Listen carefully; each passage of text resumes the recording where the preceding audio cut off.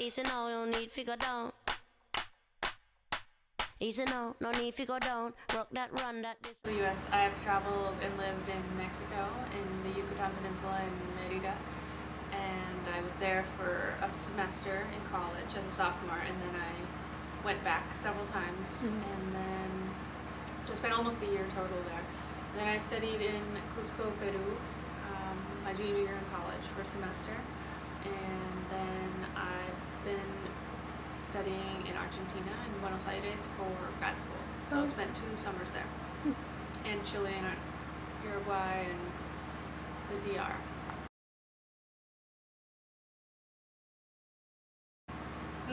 It seems to change. It used to always be Mexico. I felt the warmest greetings from people there. I felt like I fit in well.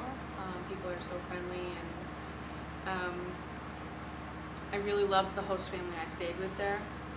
They spent time with me, showed me around, and that's where I really became immersed for the first time in Spanish, and felt like I became truly fluent in Spanish.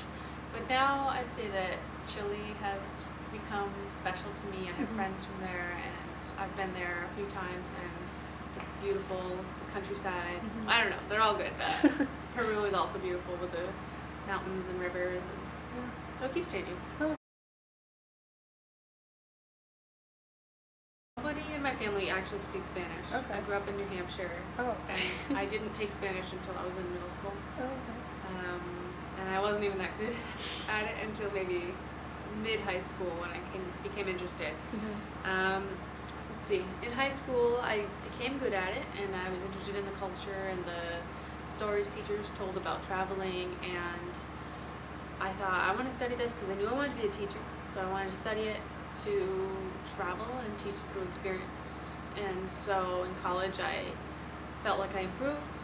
I had the chance to travel, and I don't know, I think the language that I love speaking and learning about felt like a perfect link to travel and get to know a culture better. So it wasn't just traveling as a tourist. It allows you to travel and really meet people and get to know someone else's perspective, which is probably the biggest lesson I've learned, is not to think from the way I grew up, but to put myself in someone else's shoes by hearing their stories, which wouldn't be able to be told in just English.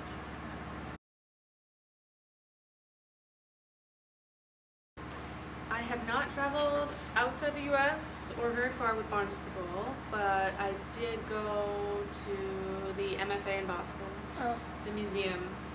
Last month we did just a day trip to the Museum of Fine Arts to see Spanish art.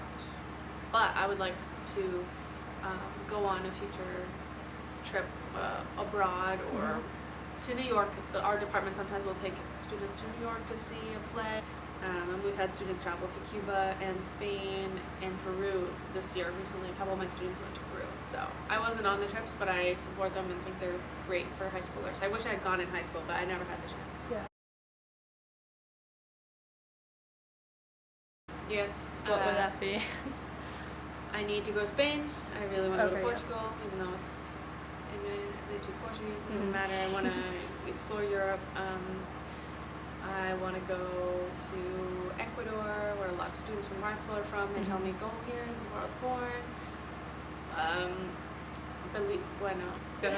I would love to go to Panama, Nicaragua, Honduras. I mean, I want to go to every country that speaks Spanish, but also beyond. I don't have to limit it to just Spanish. I would like to go to Brazil someday too. Because they're all linked, really. They have a lot of things in common culturally, even if they're not all Spanish speaking. Yes, of course. I am definitely a different person since traveling. I think I'm closer to people, or I've seen that other cultures are more in touch with family members than sometimes here in the United States. My family, my real family, not host families, it's very spread out over the U.S. I have sisters in California, my brothers in Virginia, my parents in New Hampshire, so we don't see each other as often as I'd like. One thing I've taken away from every culture I've visited in Latin America is families stay close where they live, not just, I'm close with my siblings, but I don't see them. But they stay close enough to see each other, and it's a really close family unit where it makes sense to me why they don't need so many senior centers and homes for the elderly because the family is there to take care of them. So from the infants to the elderly, they're all in the same neighborhood in a lot of Latin American cultures, and I really respect that because no one gets left out. Here in the U.S., it's very common, and it's happened in my family, where someone spends the last few years of their life in a senior center or an elderly home, which is good for medical reasons, but it doesn't have to be that way. So I like the proximity of family in a lot of Latin American cultures. Really love how open a lot of people are when you meet them. They're very welcoming right from the start. And here in New England, I would say there's a kind of a distance between people. Maybe you shake hands, but that's about it. But there's either a kiss on the cheek, 2 kisses on the cheek, there's always a hug, there's always like if you're new to a group of people, you're always presented. So there's just some kind of warmth and proximity to people that I think is more in my personal life now than it was before I ever traveled. Climate, it was kind of funny how in Mexico it could be 60, 70 degrees outside, and the host mom, really sweet, her name was Maria Elena, she told me I needed a sweater in 60, 70 degrees weather. I said, no, I'm fine, or I want to wear shorts because it's like kind of summery to me, but for them it was their colder season. And she said, no, you're going to get sick. Or if I drink cold water in Peru, where it was cooler in Cusco, so everyone had a lot of tea all the time, I'd have cold water and say, no, that's going to make you sick. You can't drink cold water. I'm like, well, I grew up my whole life drinking cold water. It doesn't hurt me, with sports and summer. And I said, no. And even Coca-Cola. Cola products are all over the place, so everyone drinks Coca-Cola. But wherever you go. But they asked me if I wanted to heat up my Coca-Cola. And I was like, no, please, I don't want to do that. So this is like a funny instance.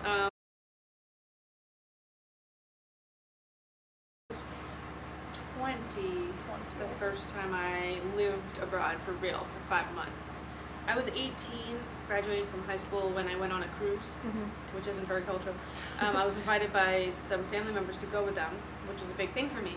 We spent one afternoon in an island of Mexico, and I remember thinking, oh, this is so touristy. I'm not even speaking Spanish. They just want me to buy things. And that sparked me to say, I'm going to travel for real. So 18, I don't count. It was like one day off of a ship. But it helped me to say, I don't want to do this kind of traveling. I want to do cultural traveling where I get to know people, live with people, speak the language. So I was 20. Speak as much French as you can. Try new foods. Don't be afraid of it. Stay with people you know. But with a group, be open to listening to new people and soak up as much as you can. Just observe around you. Don't be on your phones as much as we do here, because then you're kind of stuck in a comfort zone where, like, a lot of us, when we don't have something to do or say, we get on our phones. But I would suggest that besides being safe in a city, to not have it out, because it's something that someone could take from you in certain circumstances. I would say just observe what's around you, and you don't even always have to take a picture to remember it. Sometimes it can be just a special moment. Traveling with friends. One dinner that a group of people prepared, and of course I had to try it and eat it.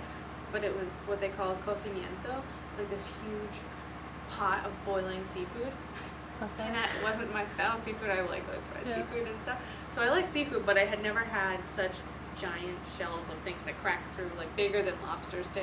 And I was out of my comfort zone, even as an adult. I was like, oh, I don't know how to crack this thing open, but I'm going to do it anyway. So that I almost got robbed in Uruguay. I didn't, but I was followed with my friends when we left an ATM. So always be careful. That's anywhere in the world. If you're leaving an ATM, someone knows you have money. And if you look like a traveler, you're probably not as prepared. So just always be aware of who's around you. But it didn't happen. We went into a restaurant and waited for that person to leave, and it was fine. In Mexico, I remember sitting on a park bench and this older, like 80 or 90-year-old man sat next to me. We started talking about life. First day in the city, traveling by myself from the house. I didn't know how to get to the center, El Centro, So I asked someone right on the side of the street, I'm like, what direction do I go? I'm practicing Spanish for one of the first times in real life. I said, how do I get there? And the person, I think was a cook in a restaurant, out the side door of the restaurant, he took his apron off and set it down. He said, oh, let me bring you. Brought me right to the center of the city, like at least 5 minute walk. And I was a little suspicious at first, like, are they really being this nice, or am I following someone I shouldn't be following? Brought me there and said, yep, down that street, take care. And that's an unusual experience that showed me, like, there are different ways that people are generous. So instead of just being like, yeah, it's down there, I'll tell you, I can't really talk right now, stopped working for 5 minutes and walked me so I wouldn't get lost. It's just a really nice gesture that was surprising.